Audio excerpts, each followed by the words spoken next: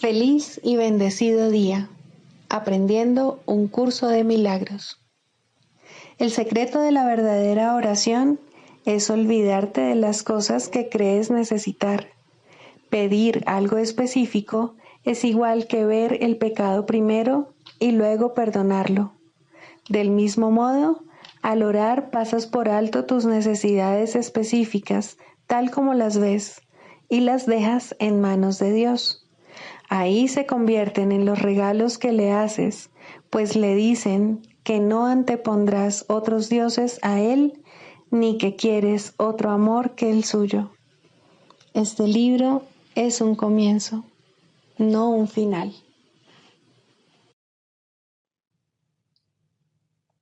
Del prefacio, que postula, párrafo 1.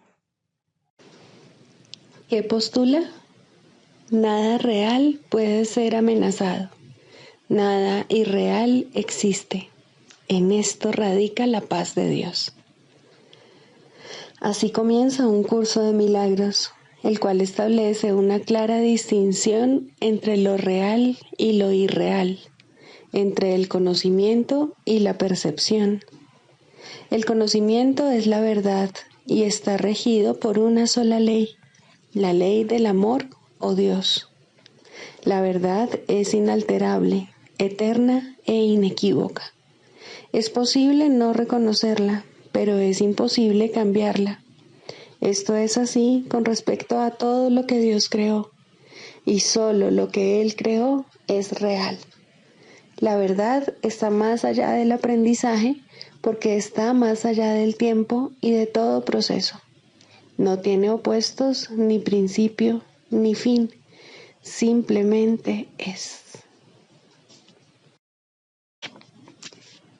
Introducción. Este es un curso de milagros. Es un curso obligatorio. Solo el momento en que decides tomarlo es voluntario. Tener libre albedrío no quiere decir que tú mismo puedas establecer el plan de estudios. Significa únicamente que puedes elegir lo que quieres aprender en cualquier momento dado. Este curso no pretende enseñar el significado del amor, pues eso está más allá de lo que se puede enseñar. Pretende, no obstante, despejar los obstáculos que impiden experimentar la presencia del amor, el cual es tu herencia natural. Lo opuesto al amor es el miedo, pero aquello que todo lo abarca no puede tener opuestos. Este curso puede, por lo tanto, resumirse muy simplemente de la siguiente manera. Nada real puede ser amenazado. Nada irreal existe. En esto radica la paz de Dios. Capítulo 1. El significado de los milagros. Primero, principios de los milagros. Principio 35. Los milagros son expresiones de amor, pero puede que no siempre tengan efectos observables. Capítulo 11. Dios o el ego. Quinto, la dinámica del ego. Nadie puede escapar de las ilusiones a menos que las examine, pues no examinarlas es la manera de protegerlas.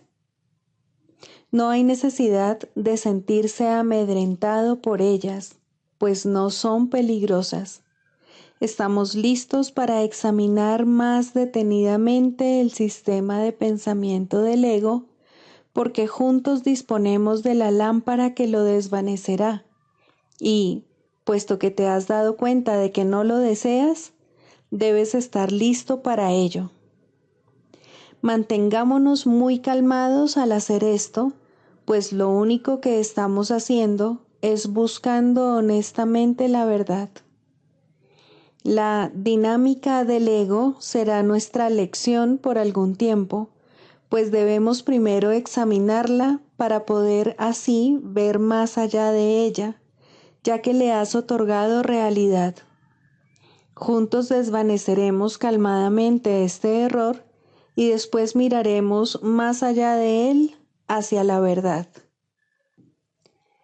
¿Qué es la curación sino el acto de despejar todo lo que obstaculiza el conocimiento? ¿Y de qué otra manera puede uno disipar las ilusiones, excepto examinándolas directamente sin protegerlas? No tengas miedo, por lo tanto, pues lo que estarás viendo es la fuente del miedo, y estás comenzando a darte cuenta de que el miedo no es real. Te das cuenta también de que sus efectos se pueden desvanecer solo con que niegues su realidad. El siguiente paso es, obviamente, reconocer que lo que no tiene efectos no existe. Ninguna ley opera en el vacío y lo que no lleva a ninguna parte no ha ocurrido. Si la realidad se reconoce por su extensión, lo que no conduce a ninguna parte no puede ser real. No tengas miedo de mirar al miedo, pues no puede ser visto. La claridad, por definición, desvanece la confusión, y cuando se mira a la oscuridad a través de la luz, ésta no puede por menos que disiparla. Comencemos esta lección acerca de la dinámica del ego, dándonos cuenta de que la expresión en sí no significa nada. Dicha expresión encierra una contradicción intrínseca que la priva de todo sentido. Dinámica implica el poder para hacer algo, y toda la falacia de la separación radica en la creencia de que el ego tiene el poder de hacer algo. Tienes miedo del ego porque crees eso. No obstante, la verdad es muy simple. Todo poder es de Dios. Lo que no procede de Él no tiene el poder de hacer nada. Cuando observamos al ego, por lo tanto, no estamos examinando ninguna dinámica, sino tan solo ilusiones.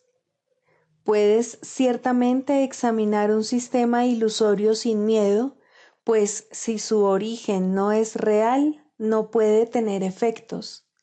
El miedo se vuelve claramente más impropio si reconoces el objetivo del ego, el cual está tan obviamente desprovisto de sentido que cualquier esfuerzo en su favor es, por fuerza, inútil. El objetivo del ego es claramente alcanzar su propia autonomía. Desde un principio, pues, su propósito es estar separado, ser autosuficiente e independiente de cualquier poder que no sea el suyo propio. Por eso es por lo que es el símbolo de la separación. Toda idea tiene un propósito, y su propósito es siempre el resultado natural de lo que es. Todo lo que procede del ego es lo que resulta naturalmente de su creencia central, y la manera de cancelar sus resultados es reconociendo simplemente que la fuente de estos no es natural, ya que está en desacuerdo con tu verdadera naturaleza. He dicho anteriormente que ejercer la voluntad en oposición a Dios es querer que los deseos ilusorios se hagan realidad, pero eso no es realmente ejercer la voluntad. Su voluntad es una porque la extensión de su voluntad no puede ser diferente de sí misma. El verdadero conflicto que experimentas, por lo tanto, es entre los deseos vanos del ego y la voluntad de Dios que tú compartes con Él. ¿Cómo iba a ser esto un conflicto real? Tuya es la independencia de la creación, no la de la autonomía.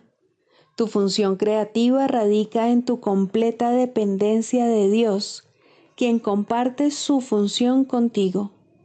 Al estar dispuesto a compartirla, Él se volvió tan dependiente de ti como tú lo eres de Él.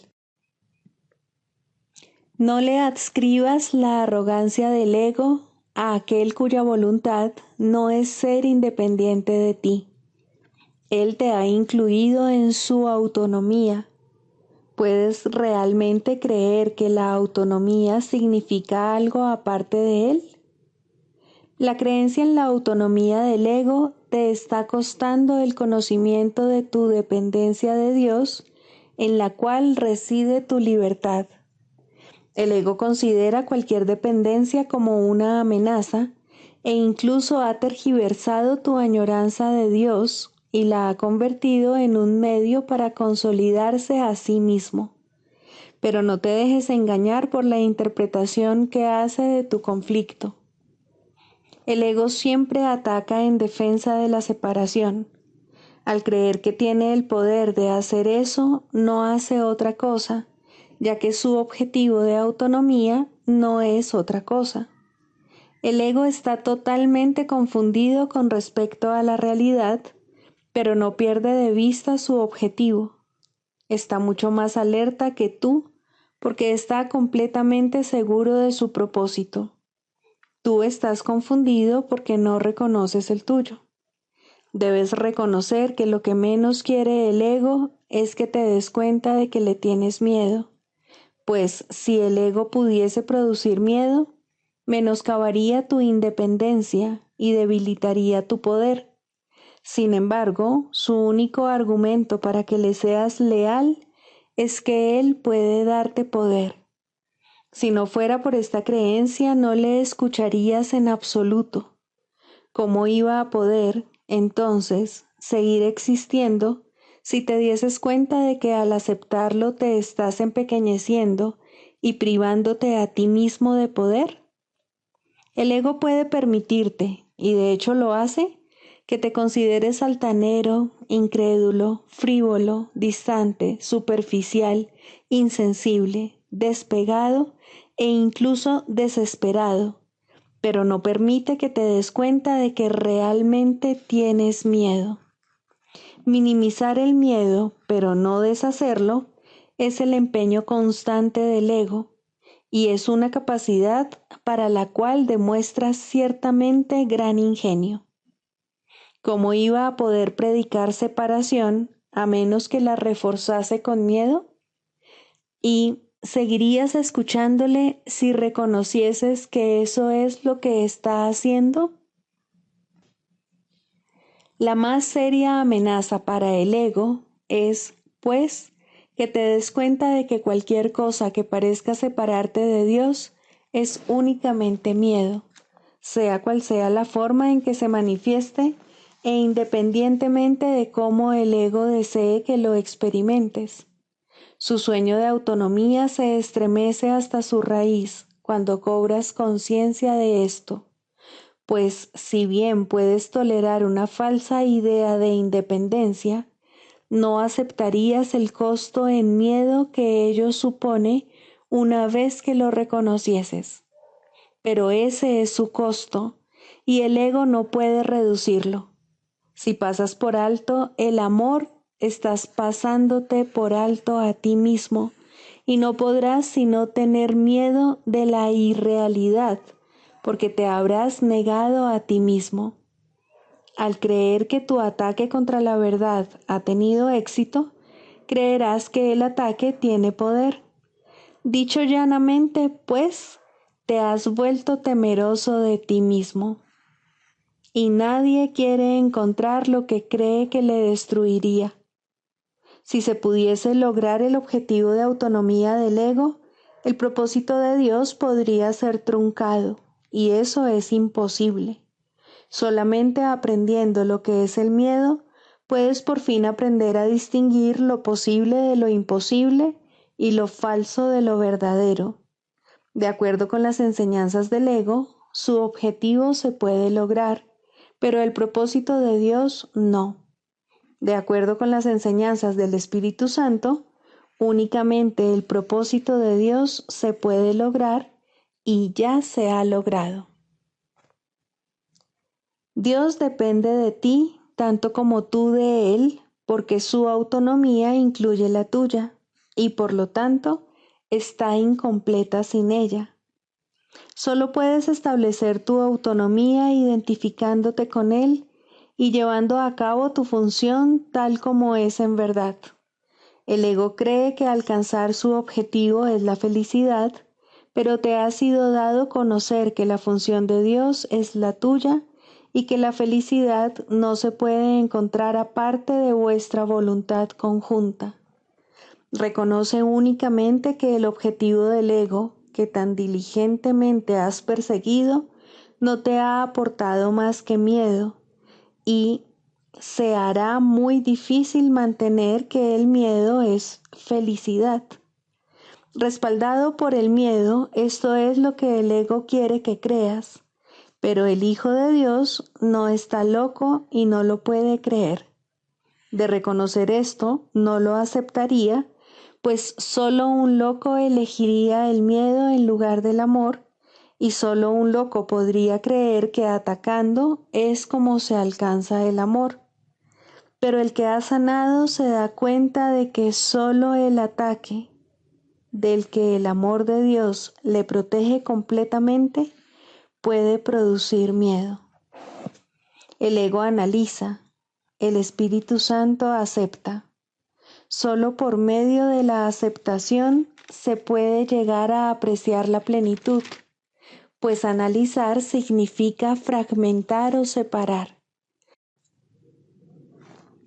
Tratar de entender la totalidad fragmentándola es claramente el enfoque típicamente contradictorio que el ego utiliza para todo.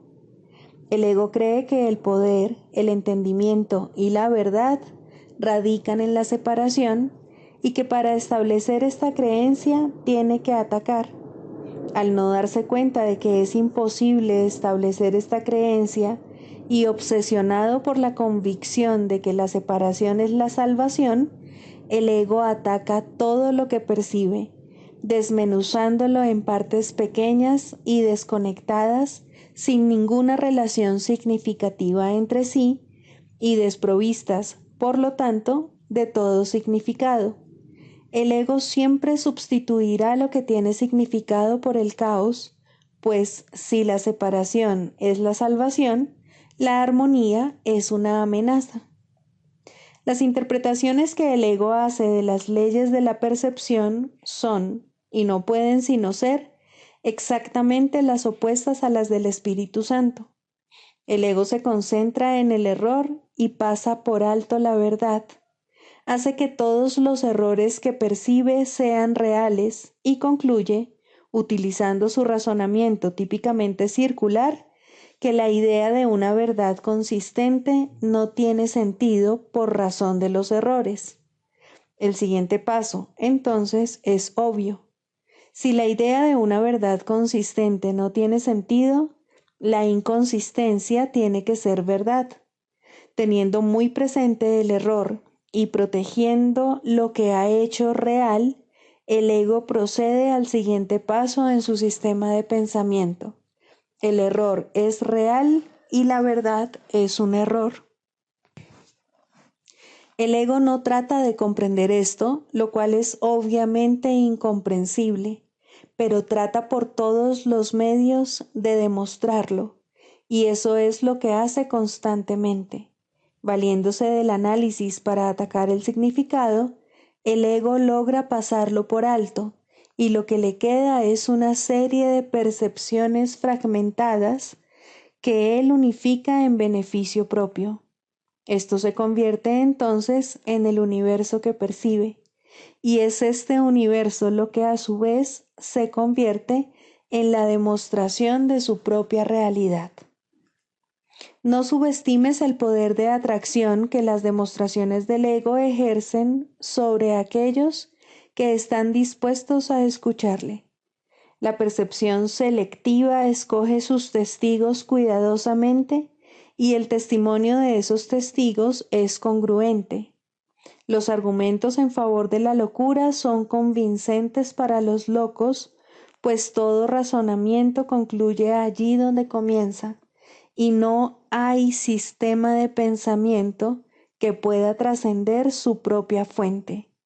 Aun así, El razonamiento que carece de sentido no puede demostrar nada, y aquellos a quienes convence no pueden sino estar engañados. ¿Cómo iba a poder enseñar verdaderamente el ego cuando pasa por alto la verdad? ¿Cómo iba a poder percibir lo que ha negado? Sus testigos dan testimonio de su negación, pero no de lo que ha negado. El ego mira de frente al Padre y no lo ve, pues ha negado a su Hijo. ¿Te gustaría recordar al Padre? Acepta a su Hijo y lo recordarás. No hay nada que pueda demostrar que su Hijo es indigno, pues no hay nada que pueda probar que una mentira es verdad. Lo que ves en su Hijo a través de los ojos del ego es una demostración de que su Hijo no existe. Sin embargo, donde quiera que el Hijo esté, allí tiene que estar el Padre. Acepta lo que Dios no niega y ello te demostrará su verdad. Los testigos de Dios se alzan en su luz, contemplan lo que Él creó. Su silencio es la señal de que han contemplado al Hijo de Dios y en la presencia de Cristo no tienen que demostrar nada, pues Cristo les habla de sí mismo y de su Padre. Guardan silencio porque Cristo les habla y son sus palabras las que brotan de sus labios.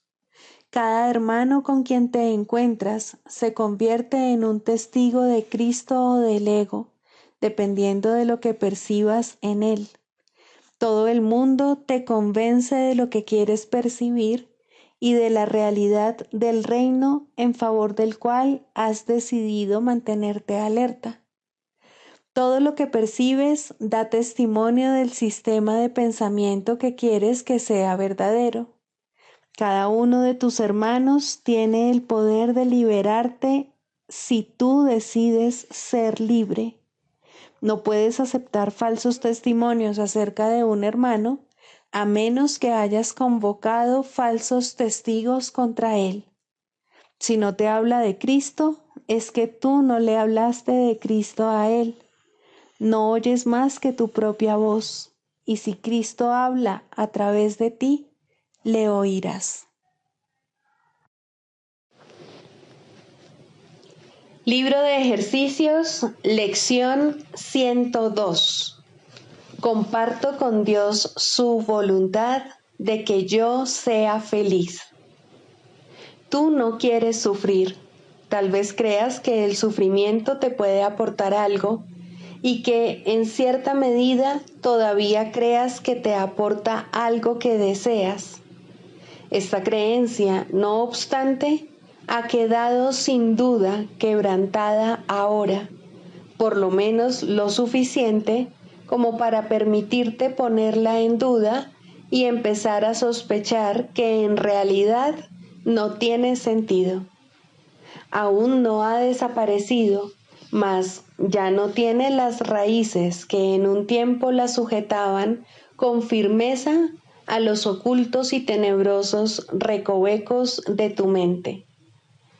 Hoy trataremos de disminuir aún más su debilitado agarre y de darnos cuenta de que el dolor no tiene objeto, ni causa, ni poder alguno con que lograr nada. No puede aportarte nada en absoluto. No te ofrece nada y no existe. Y todo lo que crees que te ofrece es tan inexistente como él. Has sido esclavo de algo que no es nada. Sé libre hoy de unirte a la feliz voluntad de Dios. Durante varios días continuaremos dedicando nuestras sesiones de práctica a llevar a cabo ejercicios que han sido diseñados para ayudarte a encontrar la felicidad que la voluntad de Dios ubicó en ti. Ahí se encuentra tu hogar y tu seguridad. Ahí se encuentra tu paz. Y ahí no hay miedo. Ahí se encuentra la salvación. Ahí por fin encuentras descanso. Da comienzo hoy a tus sesiones de práctica con esta declaración de que aceptas lo que la voluntad de Dios dispone para ti. Comparto con Dios su voluntad de que yo sea feliz y acepto ahora la felicidad como mi función.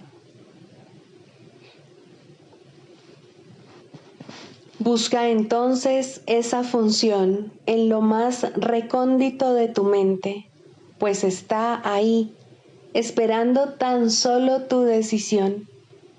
No puedes dejar de encontrarla una vez que te des cuenta de que esa es tu decisión y de que compartes con Dios su voluntad.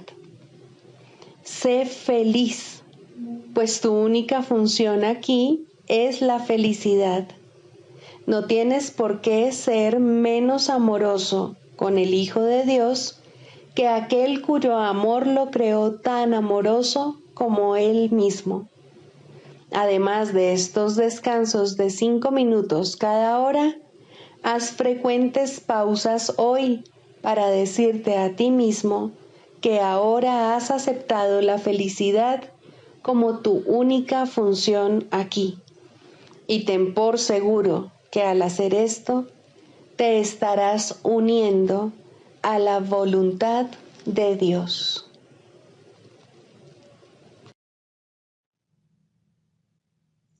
Del Manual para el Maestro, pregunta 4. ¿Cuáles son las características de los maestros de Dios? 2. Honestidad. Todas las demás características de los maestros de Dios se basan en la confianza. Una vez que ésta se ha alcanzado, las otras se suceden naturalmente. Solo los que tienen confianza pueden permitirse ser honestos, pues solo ellos pueden ver el valor de la honestidad. La honestidad no se limita únicamente a lo que dices. El verdadero significado del término es congruencia. Nada de lo que dices está en contradicción con lo que piensas o haces. Ningún pensamiento se opone a otro. Ningún acto contradice tu palabra, ni ninguna palabra está en desacuerdo con otra. Así son los verdaderamente honestos. No están en conflicto consigo mismos a ningún nivel. Por lo tanto, les es imposible estar en conflicto con nada o con nadie. La paz que experimentan los maestros de Dios avanzados se debe en gran medida a su perfecta honestidad. Solo el deseo de engañar da lugar a la pugna. El que es uno consigo mismo no puede ni siquiera concebir el conflicto. El conflicto es el resultado inevitable del autoengaño, y el autoengaño es deshonestidad. Para un maestro de Dios, nada supone un desafío, pues ello implicaría que se abrigan dudas, y la confianza en la que los maestros de Dios descansan con absoluta seguridad hace que les sea imposible dudar. Por lo tanto, solo pueden triunfar. En esto, como en todo, son honestos. Solo pueden triunfar porque nunca hacen su propia voluntad. Eligen por toda la humanidad, por todo el mundo y por todas las cosas que en él habitan, por lo que es inalterable e inmutable, más allá de las apariencias, y por el Hijo de Dios y su Creador. ¿Cómo no iban a triunfar? Eligen con perfecta honestidad, tan seguros de sí mismos como de su elección.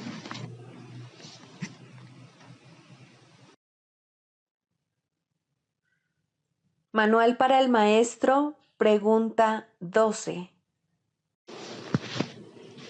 ¿Cuántos maestros de Dios se necesitan para salvar el mundo?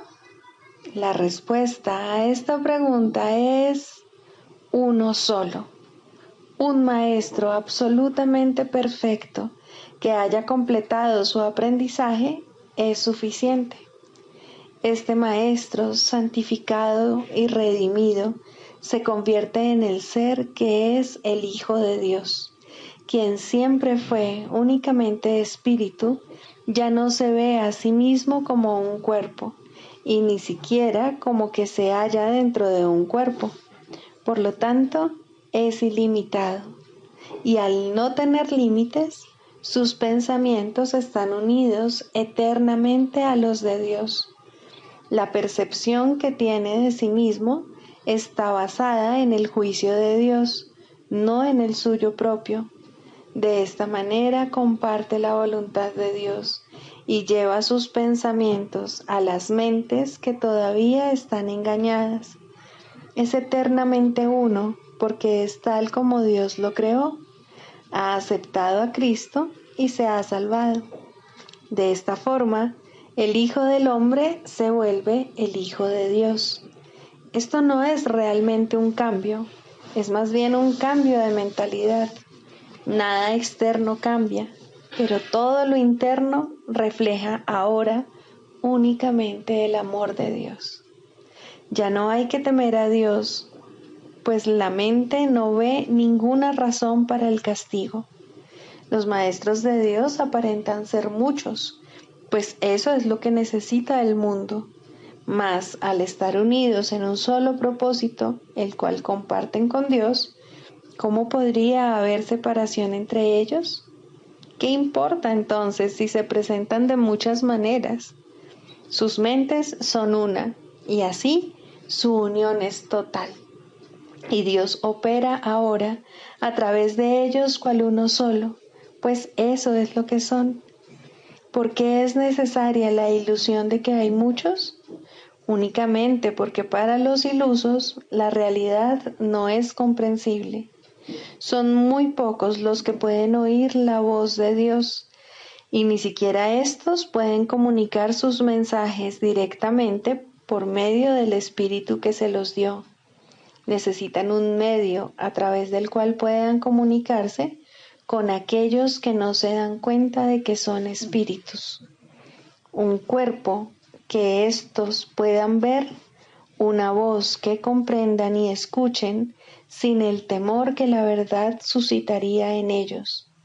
No olvides que la verdad solo puede llegar allí donde se le da la bienvenida sin temor. Por eso es por lo que los maestros de Dios necesitan un cuerpo, pues de otra manera su unidad no se podría reconocer directamente. Lo que convierte a los maestros de Dios en maestros es su reconocimiento del verdadero propósito del cuerpo. A medida que avanzan en su profesión, se afianzan más y más en la certeza de que la función del cuerpo no es otra que la de permitir que la voz de Dios hable a través de ellos a otros oídos humanos. Estos oídos llevarán a la mente del oyente mensajes que no son de este mundo, y la mente entenderá debido a su origen. Como resultado de este entendimiento, este nuevo Maestro de Dios reconocerá cuál es el verdadero propósito del cuerpo, la única utilidad que realmente tiene. Esta lección basta para dejar que entre el pensamiento de unidad, y lo que es uno se reconoce como uno. Los maestros de Dios parecen compartir la ilusión de la separación, pero por razón del uso que hacen del cuerpo, no creen en la ilusión a pesar de las apariencias. La lección fundamental es siempre esta: el cuerpo se convertirá para ti en aquello para lo que lo uses. Úsalo para pecar o para atacar, que es lo mismo, y lo verás como algo pecaminoso. Al ser algo pecaminoso es débil, y al ser débil sufre y muere. Úsalo para llevar la palabra de Dios a aquellos que no la han oído, y el cuerpo se vuelve santo. Al ser santo no puede enfermar ni morir. Cuando deja de ser útil, se deja a un lado. Eso es todo. La mente toma esta decisión, así como todas las que son responsables de la condición del cuerpo. El Maestro de Dios, no obstante, no toma esta decisión por su cuenta. Hacer eso sería conferirle al cuerpo un propósito distinto del que lo mantiene santo. La voz de Dios dirá cuándo ha llevado a término su cometido, tal como le dice cuál es su función. Mas Él no sufre, tanto si se va como si se queda. Ahora es imposible que pueda enfermar. La unicidad y la enfermedad no pueden coexistir. Los maestros de Dios eligen ver sueños por un tiempo. Es una elección consciente, pues han aprendido que toda elección se hace conscientemente, con pleno conocimiento de sus consecuencias. El sueño afirma lo contrario, pero ¿quién pondría su fe en sueños una vez que los has reconocido como tales? Ser conscientes de que están soñando es la verdadera función de los maestros de Dios, quienes observan a los personajes del sueño ir y venir, variar y cambiar, sufrir y morir, mas no se dejan engañar por lo que ven. Reconocen que considerar a una de las figuras del sueño como enferma y separada no es más real que considerarla saludable y hermosa.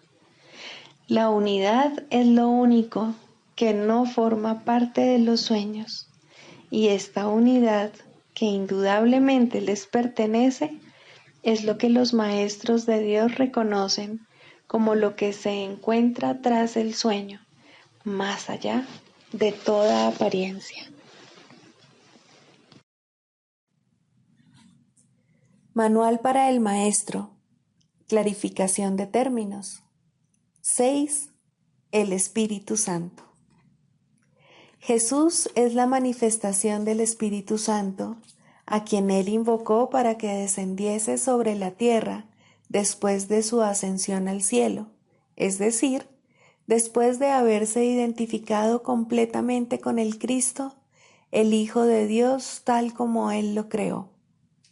Al ser el Espíritu Santo una creación del único Creador, y al crear junto con Él y a su semejanza o espíritu, es eterno y nunca ha cambiado.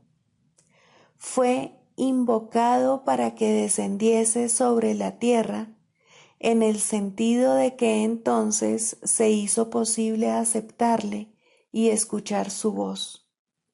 Su voz es la voz de Dios y, por lo tanto, ha adquirido forma. Dicha forma no es su realidad, la cual solo Dios conoce junto con Cristo, su verdadero Hijo, quien es parte de Él. Al Espíritu Santo se le describe a lo largo del curso como aquel que nos ofrece la respuesta a la separación y nos trae el plan de la expiación, al asignarnos el papel especial que nos corresponde desempeñar en dicho plan y mostrarnos exactamente en qué consiste. Él ha designado a Jesús como el líder para llevar a cabo su plan, ya que Jesús fue el primero en desempeñar perfectamente su papel. Se le ha dado pleno poder en el cielo y en la tierra, y lo compartirá contigo cuando tú hayas desempeñado el tuyo.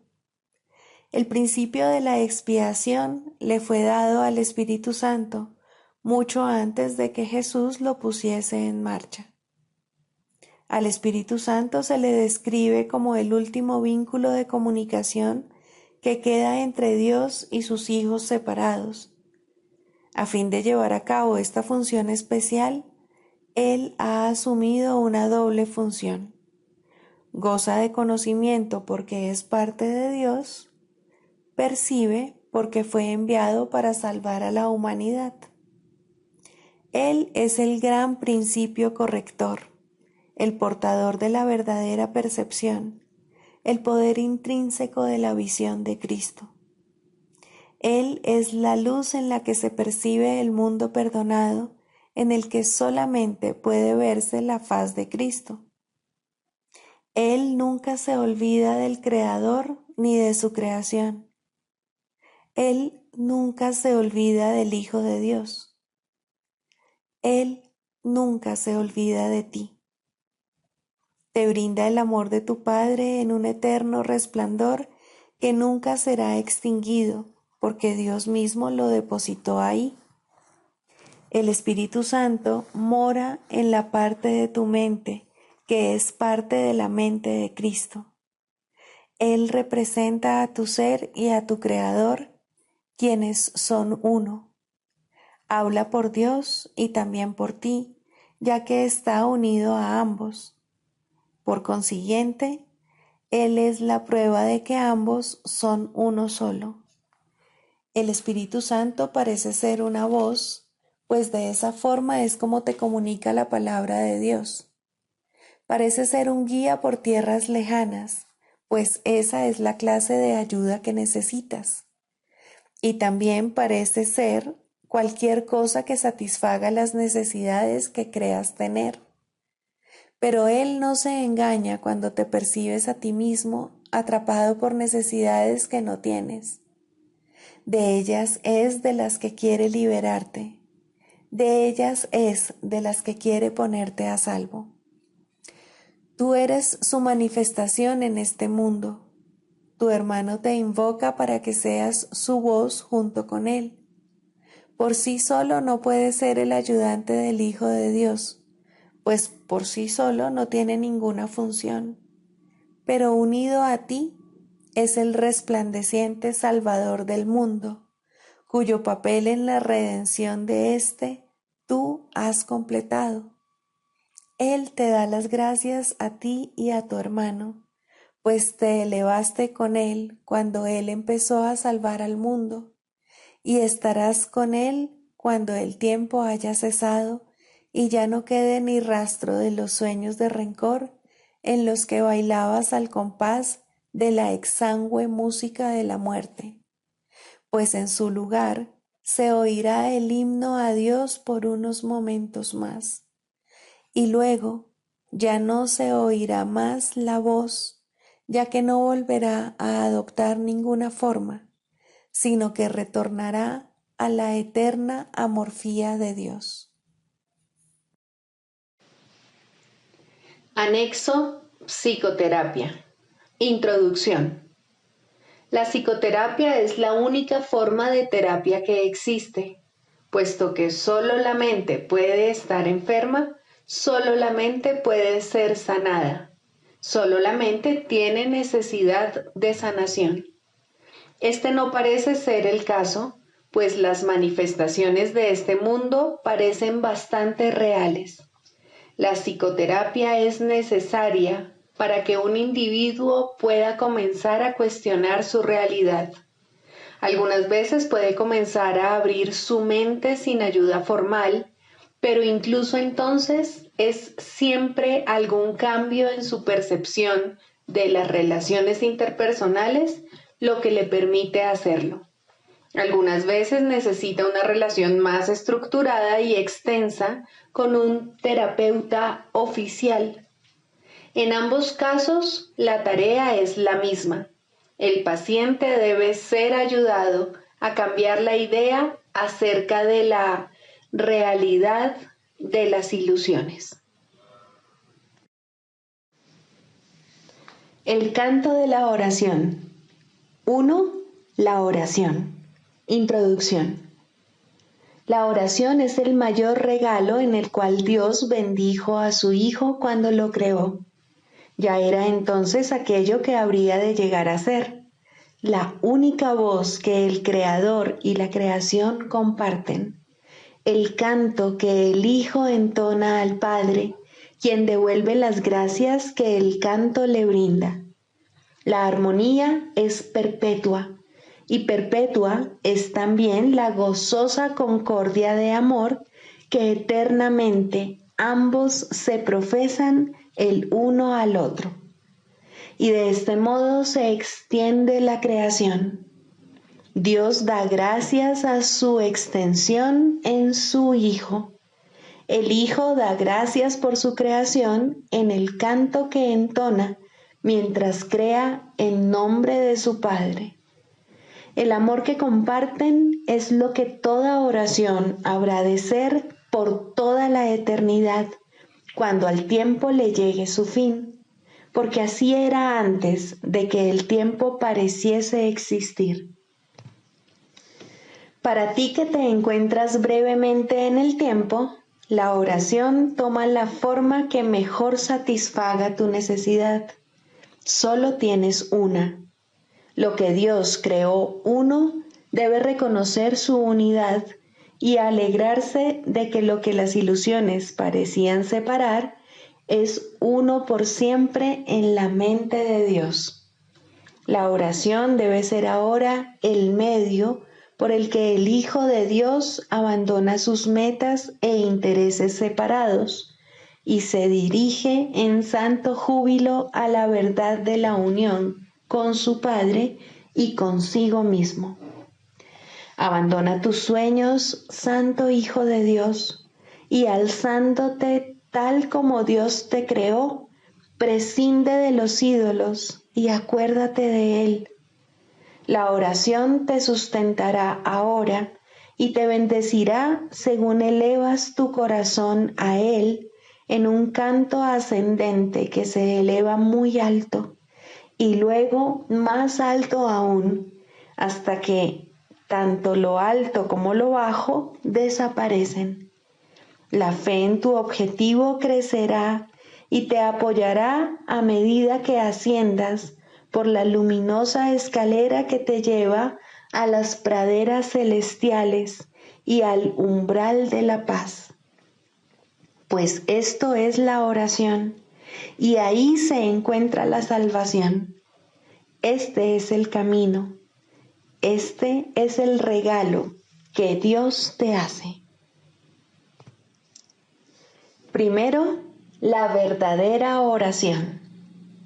La oración es un camino que ofrece el Espíritu Santo para llegar a Dios.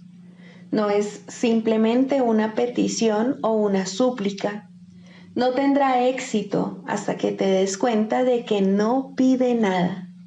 ¿De qué otra manera, si no, podría cumplir su propósito? Es imposible rezar por ídolos y esperar llegar a Dios. La verdadera oración debe evitar la trampa de convertirse en una súplica. Pide más bien recibir lo que ya ha sido dado, aceptar lo que ya está ahí. Se te ha dicho que le pidas al Espíritu Santo la respuesta a cualquier problema específico y que recibirás una respuesta específica si tal es tu necesidad. Se te ha dicho también que solo hay un problema y solo una solución. En lo que respecta a la oración, esto no es contradictorio. En este mundo hay que tomar decisiones y hay que tomarlas, tanto si son ilusorias como si no. No se te puede pedir que aceptes respuestas que se encuentran más allá del nivel de necesidad que puedes reconocer. Por lo tanto, no es la forma de la petición lo que importa, ni tampoco cómo se hace. La forma de la respuesta, si es que procede de Dios, satisfará tu necesidad tal como tú la percibas. Mas ello es simplemente un eco de la respuesta de su voz. El verdadero sonido es siempre un canto de acción de gracias y de amor. No puedes, por lo tanto, pedir el eco. El canto es lo que constituye el regalo. Con él vienen las resonancias, las armonías, los ecos, mas todo eso es secundario. En la verdadera oración solo escuchas el canto. Lo demás simplemente se agrega. Has buscado primero el reino de los cielos y todo lo demás ciertamente se te ha dado por añadidura. El secreto de la verdadera oración es olvidarte de las cosas que crees necesitar. Pedir algo específico es igual que ver el pecado primero y luego perdonarlo.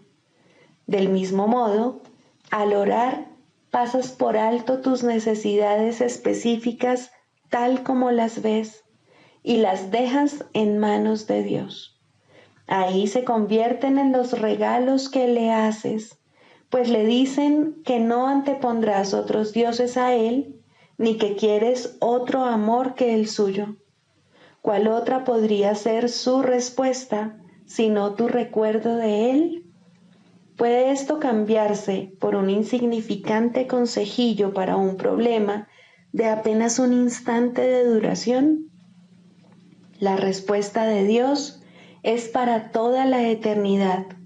Sin embargo, todas las pequeñas respuestas están contenidas en ella.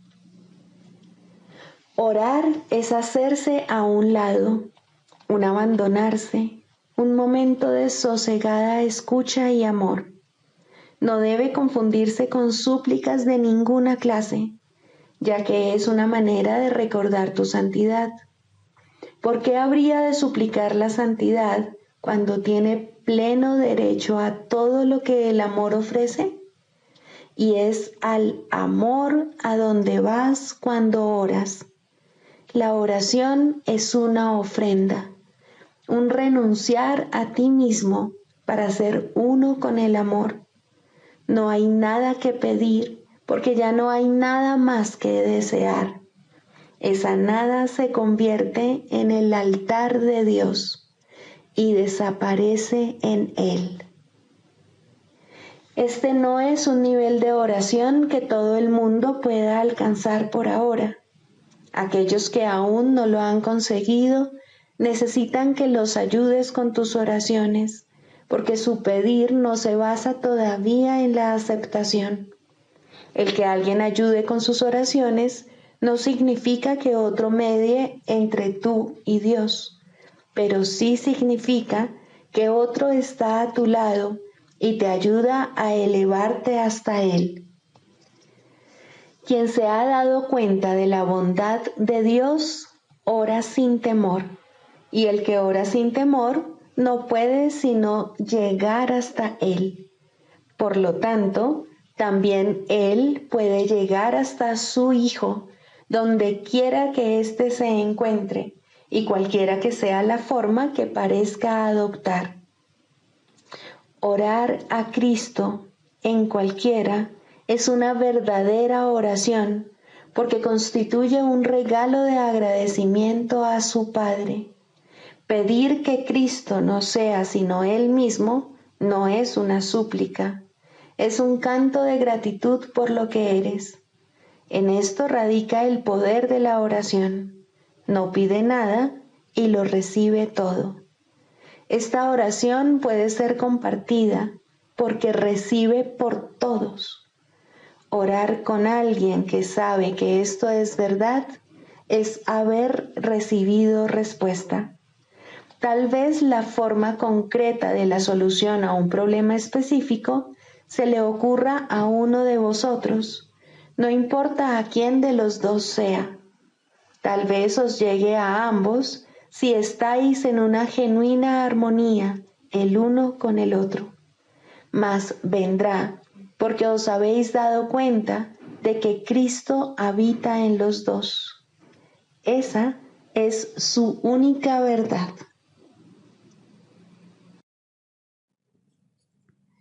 Sigamos a Jesús haciendo del perdón algo tan natural como respirar y algo tan vital como el aire. Amén.